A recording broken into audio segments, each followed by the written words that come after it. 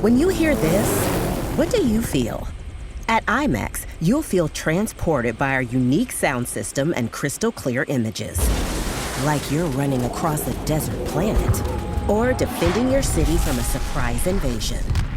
With immersive IMAX sound and screens curved to show more, we take fans to the edge of their seats. Get tickets to Dune Part 2 now and experience it in IMAX's exclusive expanded aspect ratio. Hi, it's Dave here. This is my wife, Kathy. Hello. This is The Cinemile, the podcast where we walk home from the movies. Today we're going to see a movie called Ghostbusters Frozen Empire, the latest in the long-running but not very successful Ghostbusters franchise, I would say. Is that fair to say? I think it's a very successful franchise. Is it though? I mean, it's your favourite movie. I don't know. It's my favourite movie. It's not my favourite franchise. I think it's got franchise. This has got franchise potential all over it. Like a song anyone can recall in a moment's notice. An iconic logo. Iconic uniforms, merch. Like a car that's incredible, like merch that was flying out the doors when we were kids in the 80s. And they haven't correctly, I would say, capitalised on this at the cinema. In what, like 40 years that it's going? 40 years this year, in fact. Yeah, I share a birthday with it. The most recent one we watched, I think, during the pandemic at home. So I don't know if the success of that one can be judged. I think it came out during the pandemic. Maybe I'm wrong. I don't really remember. Look, I'm not interested in box office figures. I don't care. I'm really just looking at this as a franchise that has can produce consistent and good material. And for me, this ain't it. Ghostbusters 1, love it. It's my favourite movie ever. Ghostbusters 2, I actually love it as well. Really big fan. A lot of people don't like it. The Ghostbusters reboot, we thought was actually fine. We quite enjoyed it. It was actually one of our first ever Cinemile episodes. Terrible audio quality. But it's not a great movie, and it's just like it's a left field. I don't like reboots. It's just like it was one of those things we enjoyed at the time, but we'd never revisit. No interest in revisiting that. Then Ghostbusters Afterlife, we didn't review on this podcast, but I'll tell you right now.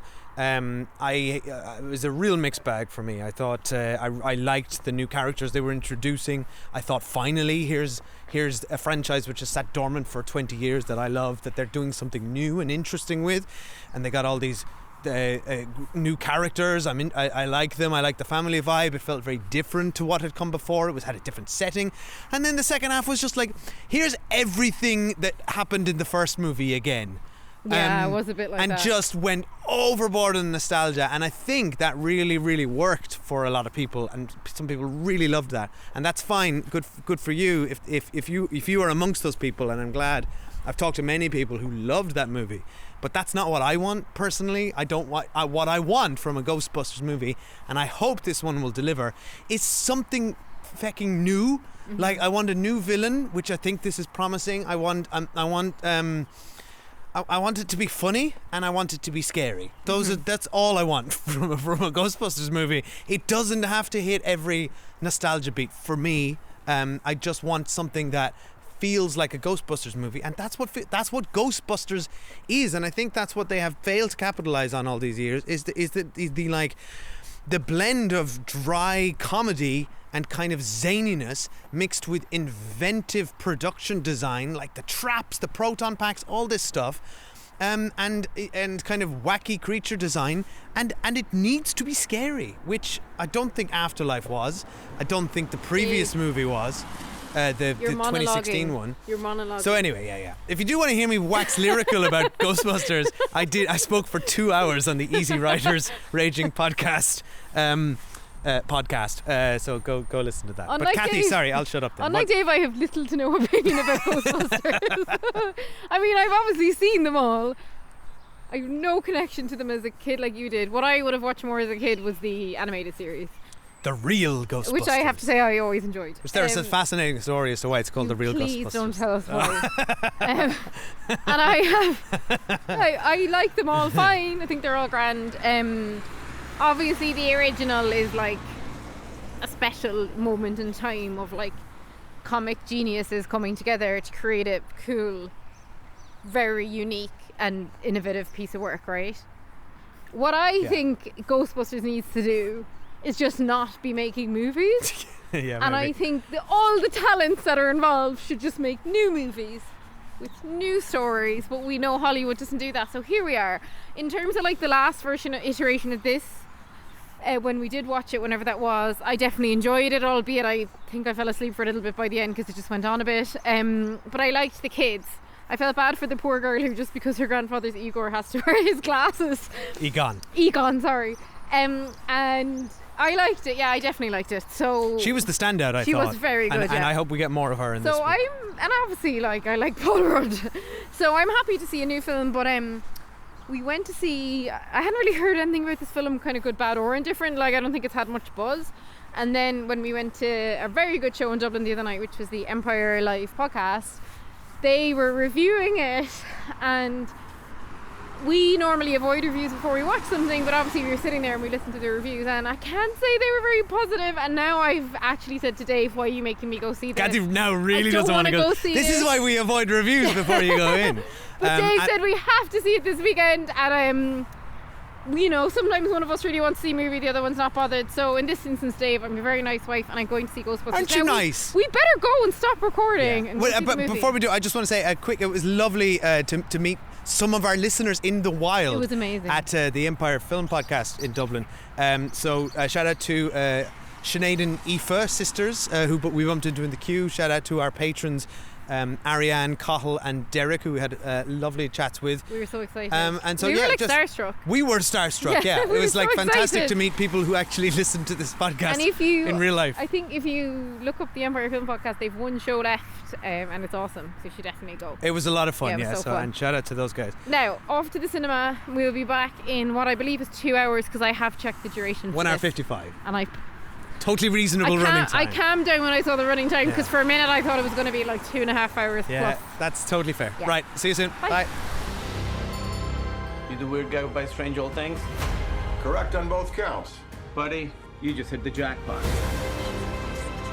What is it? Better question is, what's inside of it?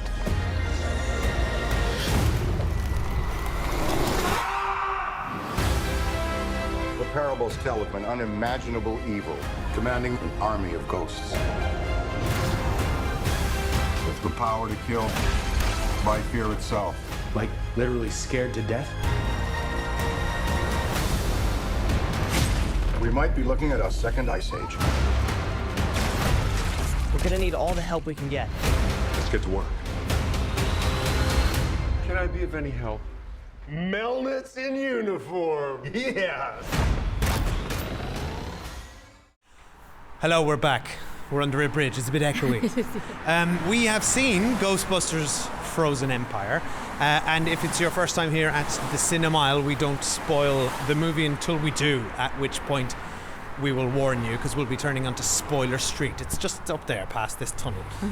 So, Kathy, how are you feeling? I'm getting a sort of a very noisy nervous, here. electric, uncomfortable, angry energy from you. I'm not angry. So when the You're movie, just disappointed. I'm not disappointed either. I had no expectations of the film, so I wouldn't really elicit like an emotional response from me. So when it started, I really liked the intro, and I actually liked the setup. The setup, and I'm sure this is in the trailer, is that they're now in New York. So I liked that, because I kind of feel like we did the last town. Oklahoma, Like, I think it was, We right? didn't need to be back in that town again. Yeah. So I have to say I was enjoying it. Also- I really like the girl, and I was glad to see her as the kind of lead again. Yes, that's Phoebe Spengler, played by McKenna Grace. Yeah, she's really good. She is great. And I enjoyed, like, you know, ghost busting around an inexplicably traffic-less New York City.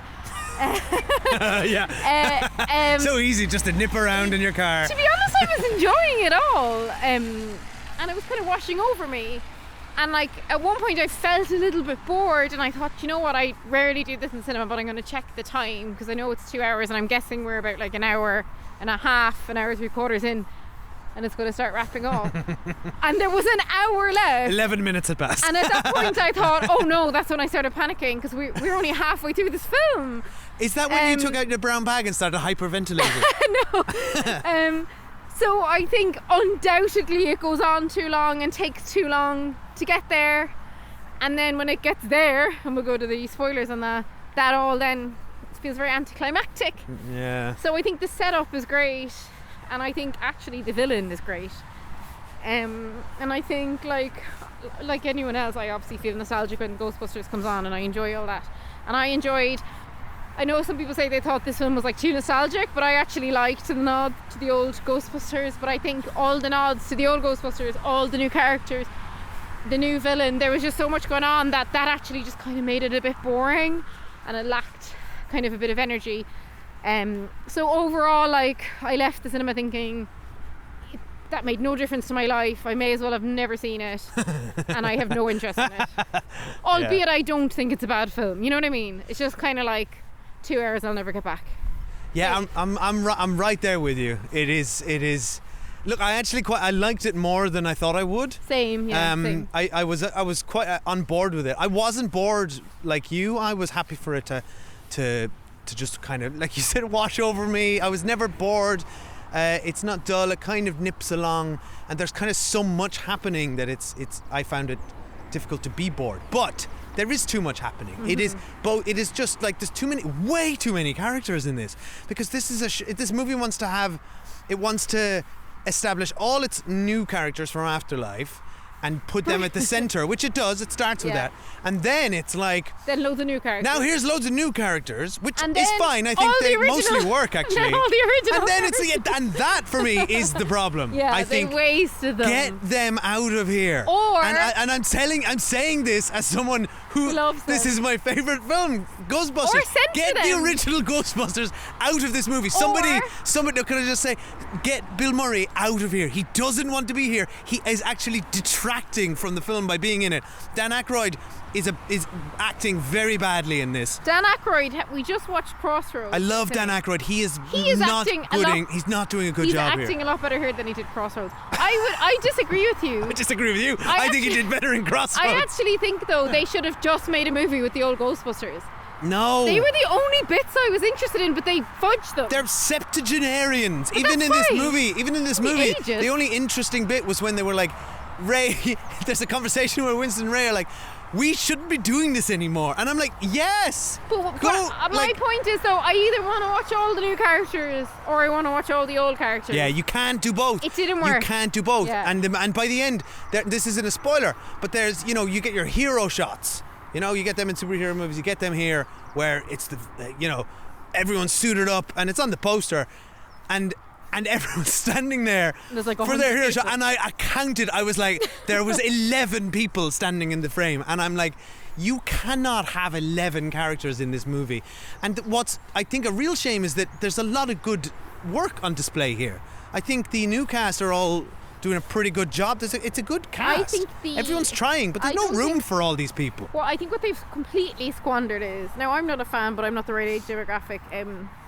The guy from Stranger Things, Finn Wolfhard, yeah, and he is like go on. incredibly famous in his generation, right? From Stranger Things. He may as well not be in this film. At one point, I was like, "Where is he? He's disappeared." He has a plot which talk about in Spoiler Street, which is irrelevant. They completely squandered him. And I just think that he probably shouldn't have been in the film. Maybe they wanted to use him for promotional purposes. And his girlfriend from the last film is in the film for no reason as well. Well, that's fine. Like, they want to bring back the characters in the last film. Like, I have no problem with that. But again, there's just too many characters. But he was such a waste.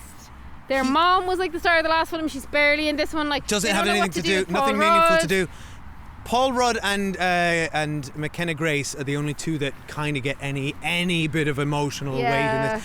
But that's fine. Like I don't come, as I said in the intro, I don't come to Ghostbusters for emotional weight and character development. I don't care. That first movie has no character development. Yeah. They're just nothing. There's no characters. No, but what I want is comedy and horror. The first film has characters. It's Bill Murray and it's Dan Aykroyd. You know what I mean? They're just themselves. But it's just this movie can't breathe. Nothing, because it's meandering. It's both meandering and then trying to service too many characters.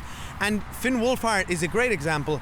And he's an actor who has now had this happen to him in 2 franchises, where Stranger Things has the same problem, where they have a slavish devotion to their characters and won't let anyone disappear or write them out. So every season you just get more and more baggage, and it's the same. This franchise, it's just like, and he's just like in the background, and it's not fair. And So comedy and horror. This, I think, this movie, to its credit, we had discussed. Could we bring our 6-year-old to this? And we thought, maybe. But then we looked it up. It's 12As. I thought, no, that's not a 12A. And I'm glad we didn't, because I think the horror in this would hit nicely for like a 10, 11, 12-year-old. Personally. The villain's I don't scary. think. Yeah, I think so. Yeah. I think the villain. I think the villain's cool. I actually really like the villain. The villain is interesting. At least it's something new. That's they delivered it on. And I don't think it was a slam dunk. But I think the villain didn't get enough time. Exactly. But the villain was cool. It's because there's 11 characters. But like, there's enough villains and different kind of ghosts in here where they're trying new stuff. Was really stuff. fun, yeah. And let's talk about that. And we do have to shout out James Acaster, who's a podcaster. James Acaster? I can't remember his surname. Yeah, that's him, James Acaster. Okay, right. He's a podcaster. As I said, but there's also a podcaster in the movie who's called Podcast. But I like that he's in it, right? That's cool. I've never seen him in anything. I thought he was very good. Like, I liked the kind of side. I loved all the side stuff, like the science of ghosts. Like, I would have watched a whole that film was interesting. on that. Again, they're doing this movie is not a write-off. Yeah. It's trying to do some interesting things, and some of it does well. But imagine they just made the film about that lab. Yeah, that would have been so fun. But it can't, because it has a family in a ghost house or in a firehouse, and it's got all the old Ghostbusters competing. Why for is the attention. family still driving the Ecto 1? I know. That car is not still working. Well, I like they kind of established that they don't have enough money. There's not enough money in ghost busting. I mean, that's okay. Yeah, but it's probably more money to keep a car like that running than to just get a relatively new second-hand one. Yeah. Imagine the labour involved in keeping that car going. I think we should probably go to spoilers because I don't want to spoil anything. Just one last thing. So I spoke about the horror. I think the horror is totally fine. It didn't scare me, and I don't think it hits the sort of horror heights of the original, but. And it has that sanitized CGI look that every movie has now, and so it's not interesting looking.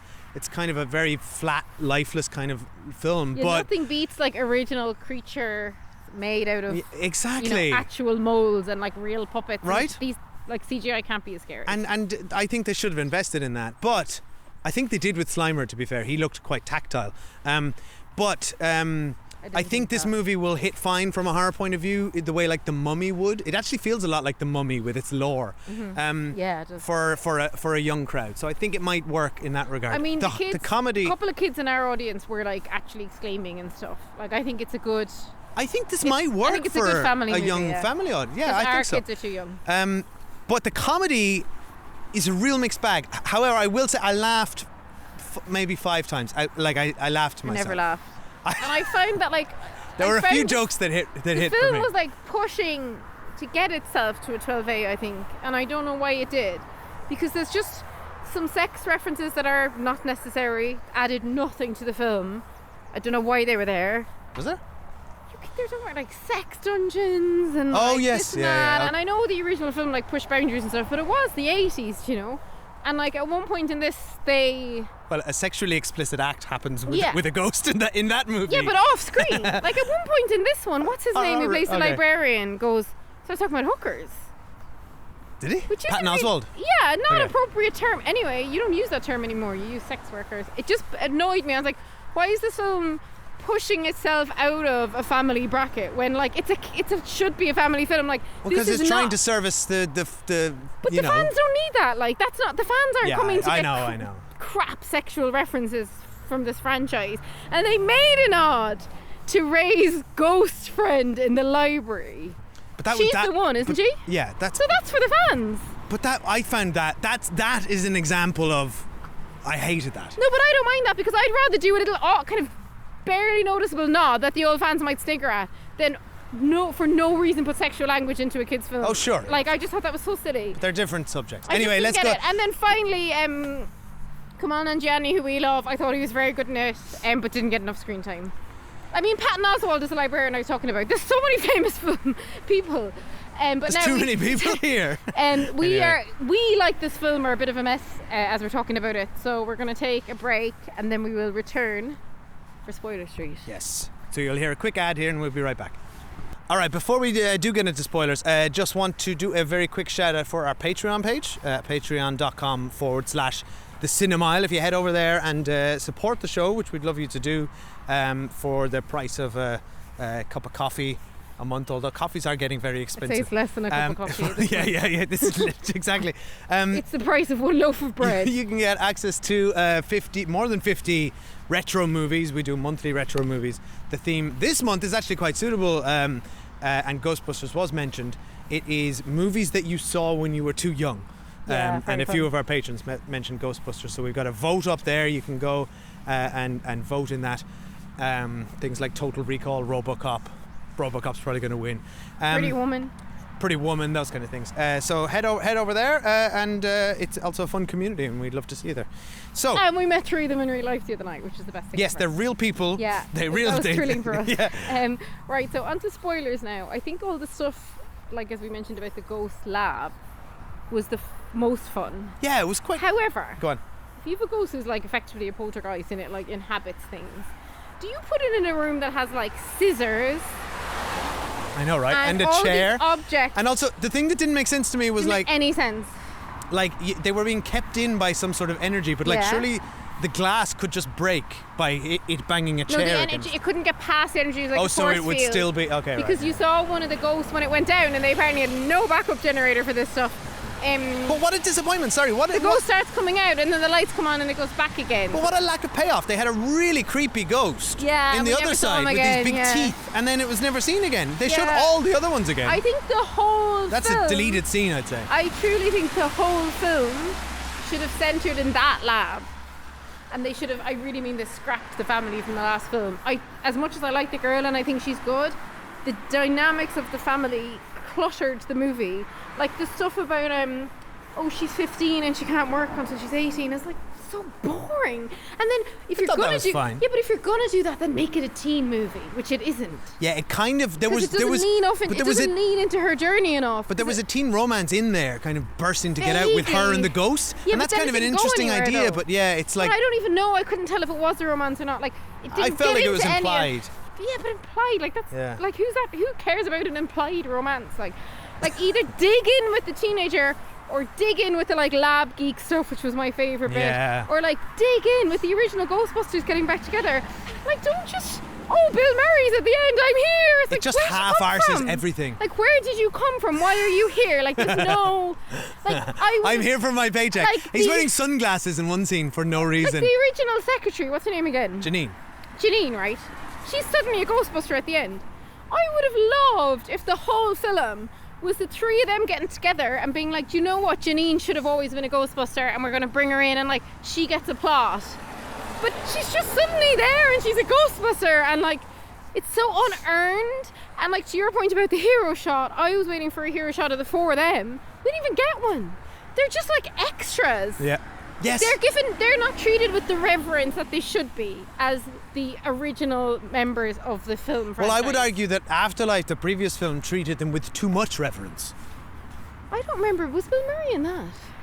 I thought it was just Dan Aykroyd. Yeah, they all showed up at the end. Oh, right. I don't even remember that. Yeah. But like, I was like, it just felt like, and if you're gonna do the plot with like the girl and the ghost, which I really liked. Like I really liked them, and I thought the ghost was really good. And I kept thinking, is she Gina Davis' daughter? She looks so like her, and I haven't googled if she is or not. But like, again, like kind of went nowhere. Like it paid off a little bit with the match thing, and I like that. But then you've got Kamal and Gianni and like James Acaster, and then the girlfriend from the old movie. Well, James having Acaster, their, like a Z. James Acaster just got written out and then just showed up at the end I again. know. He got slimed. And he was probably the best thing in it. Ah. I really liked him in it. I thought he was like he doesn't feel like an actor. He felt like a geek. Like he felt like a real person. He had a good energy. They were just squeezed. Like, and I loved that they wanted to bring back the old friends in the last movie. But like that podcast guy had nothing to do. No, and I thought. And by the way, he did fine, Yeah, and he's so a did good actor. everyone's doing fine Yeah. here. There's no weak links. No, Actually, there's I thought none. the weakest link was Dan Aykroyd. Actually, I just think after having just watched Crossroads, I'm like, he's incredible in this. but it's just like there's no room. Yeah, why is podcast living in Dan Aykroyd's basement? You just had to squeeze him in there. Exactly. It's just like, and then he's phoning his parents, pretending to be somewhere else. It's like that's kind of weird. And that never creepy. pays off again And I'm like, either. it's just like you don't Yeah, need he's to be living there. without parental consent with an old man. And then there was this bit where where they're recording, the old they're playing back the old recording from 1904, and Podcast is recording it with his podcast.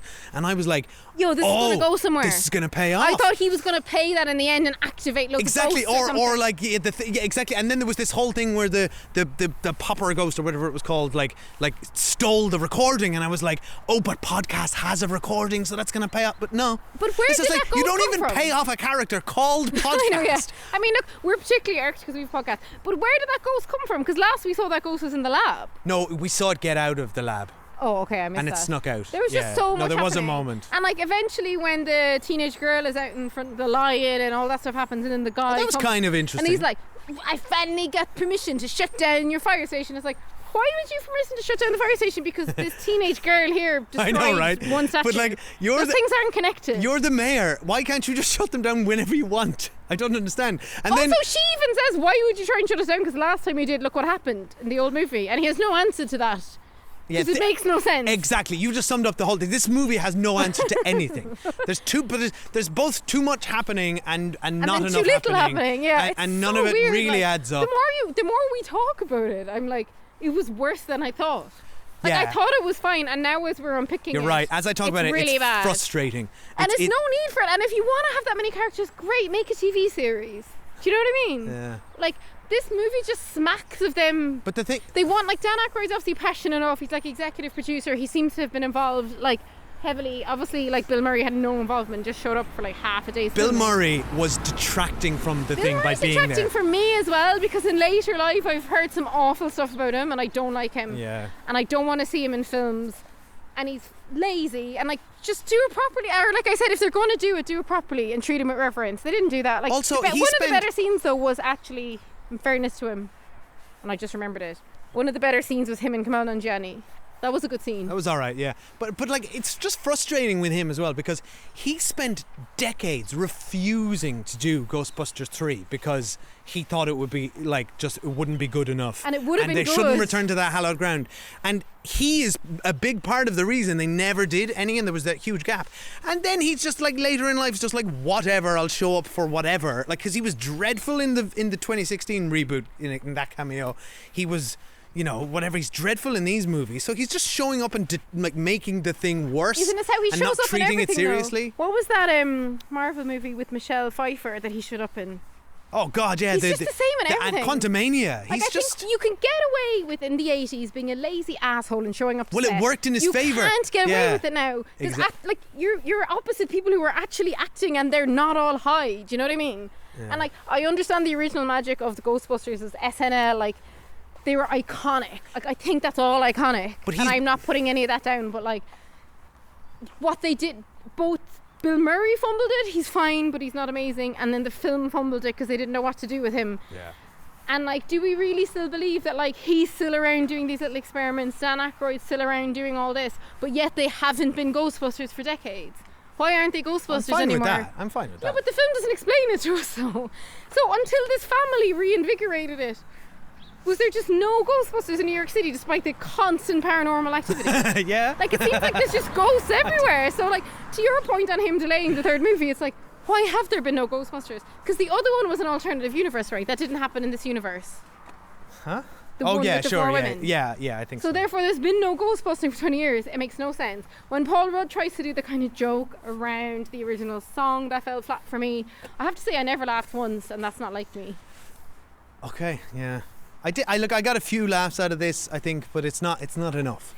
No. You know? I wish we'd both. It's a real shrug of a I wish movie. we hadn't seen it, and I wish we hadn't reviewed it. Because And thank you all for joining us act for of this thing that reviewing it- Kathy does not want to have done. no, the act of reviewing it is now It's made it worse. It's made it worse. Yeah, you're right. I kind of feel the same, because while it was happening, I was just like, yeah, this is fine. You know, I wasn't like unhappy. I wasn't Oh like my god! whatever. One more thing that bothered me so much. It was a bit sad. It's a bit sad that It's a bit that sad, we're- yeah. that Like, you know the way this happened. she, the clever scientist daughter, who Yeah. like voluntarily took her own soul out of her own body, Oh, that was so stupid. which they did not build up to at all. No. right? But- and but- if they but- wanted to really build up with it, they should have done the love story properly with the ghost, and it should have been. And then like, mean like I they want wanna to kiss. connect Yeah. with you Yeah. physically. Yeah. Exactly, but they didn't do any of that. So you're like, okay, are you well, basically. But anyway, that bit aside, when she kind of has the realization that you contrived. need like bronze or copper to catch it because it's like an OG ghost. Yeah. And like their neutron things aren't strong enough. But then she's just like, I'm going to line my weapon with it. Yeah, why didn't they do the rest? And she's like forging copper and steel over here with like, as if she's like making a sword. And then she does all that and then just puts it in her own equipment and then buggers off. But maybe there wasn't enough for everyone. I don't know. She was melting the fire pole. The fire pole goes through the entire building and she cuts the tiniest bit off. And I actually was thinking, oh, this is so cool. They're using the iconic Ghostbusters pole to defeat the big bad ghost. That's very cool. But that's barely a sequence. It's like a minute long maybe. She only does it to herself. Then she leaves them all go off with their crappy packs that she knows won't work. And even the scientist girlfriend from the first movie goes, oh yeah, these aren't gonna work, as they're all shooting them. And then why are you and then shooting somebody it? says, well, let's do it anyway. And then I'm they like, all are you do supposed to be it, scientists? and then the ghost just like freezes all their things, and then she comes along and eventually saves the day. And none of that holds up because she's this like amazing scientist, and they're all pooling together. She'd have done it loads of times. And finally, the biggest squander of the whole thing is to call it Frozen Empire, and this ghost freezes New York for like. And to not sing "Let It Go." This ghost freezes New York for all of 60 minutes. The whole thing Yeah. paused. There's no lasting damage. No one's injured. The whole thing defrosts. You're right, because the trailer defrosts very good. The No, I'm not joking. It really does defrost. Yeah, the trailer kind of made it seemed that the never whole saw of the New trailer. York was just frozen for this whole movie. I hadn't and then seen it the happens trailer, for but 2 in my head minutes it was at like the end. Day After Tomorrow vibe. Like I thought that was going to be the end of the film as they talked about it. And the Kamal Nanjiani, I loved all that stuff. I have to say I really liked him, but they just didn't use him enough. Because it was fun, like at the end, when him and her were battling. I liked when he put on the costume. I loved liked that. the whole. I laughed at the candle thing was funny. The candle scene. Actually, sorry, I did laugh. was good. at That yeah. was funny. That was fun. There's some okay stuff in it. Like it's not bad. It's just disappointing. It's like just for because this you. is just go on. So, like the first Ghostbusters is your favourite movie, and the second Ghostbusters is like the first thing you ever saw in the cinema. So like it means a lot to you. Yeah, it but means nothing to me. But it does and it doesn't. I'm not. I have enough sort of emotional regulation as a grown adult that I don't tie my entire personality into a pop culture thing and go online and start harassing people or shouting into the void. Like I don't care. I also understand commerce, and I understand that this is owned by a studio that wants to squeeze it for pennies. I'll be interested to see the box office results because can't say our cinema was busy. That's for sure. No, dead zone. Anyway, look, if we talk anymore, we're going to start hating it. So we'll leave it there. What I will say is we're going to keep talking for another few minutes. We're making a little YouTube video, which you can go and check out right after we turn off the recorder here. We're going to, in the spirit of Ghostbusters Afterlife, rank some of the greatest movie ghosts of all time. Yes, Patrick Swayze will be there and we will be ranking him. So if you want to check that out, head over to our YouTube page, youtube.com/the Cinemile. No, it's youtube.com/at the Cinemile. Yeah, and I don't know why. Don't type it in the address bar. Go to YouTube and search the Cinemile, and please subscribe to us there and watch that, which was available right now. Or tell them where else they can talk to us, Kathy. You can talk to us in person at last Thursday at the Empire Film Podcast. Do you know what we'd really love is if you actually just go onto Apple Podcast or Spotify and leave us a review. That means a lot. Or come over to Instagram where we're kind of most active and chat to us there. And hopefully see you in the comments. Okay, bye. It's all dark and horny at 12 o'clock.